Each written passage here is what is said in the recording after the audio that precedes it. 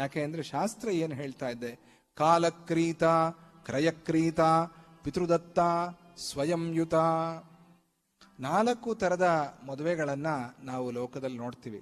ಕಾಲಕ್ರೀತ, ಕಾಲಕ್ರೀತ ಅಂತಂದರೆ ಇಷ್ಟು ಕಾಲ, ಇಷ್ಟು ಸಮಯ ನೀನು ನನಗೆ ಪ್ರಿಯೆ, ನಾನು ನಿನಗೆ ಪ್ರಿಯ ಅಂತ ಹೇಳಿ ದುಡ್ಡು ಕೊಟ್ಟು ಕೊಣಕೊಂಡಿರುವಂತಹ ವೇಶ್ಯೆಯನ್ನು ಕಾಲಕ್ರೀತ ಅಂತ ಕರೀತಾರೆ.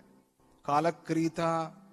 ಆಮೇಲೆ ಕ್ರಯಕ್ರೀತ, ಕ್ರಯಕ್ರೀತ, ಪಿತೃದತ್ತ, ಸ್ವಯಂಯುತ, ನಾರಿ ಪುರುಷಯೋರೇವ ಮುದ್ವಾಹಸ್ತು ಚತುರ್ವಿಧ. ಇದು ಕೂಡ ಆ ಕ್ಷಣದ ಆ ಸಮಯದ ಒಂದು ಉದ್ವಾಹ, ಒಂದು ವಿವಾಹವೇ.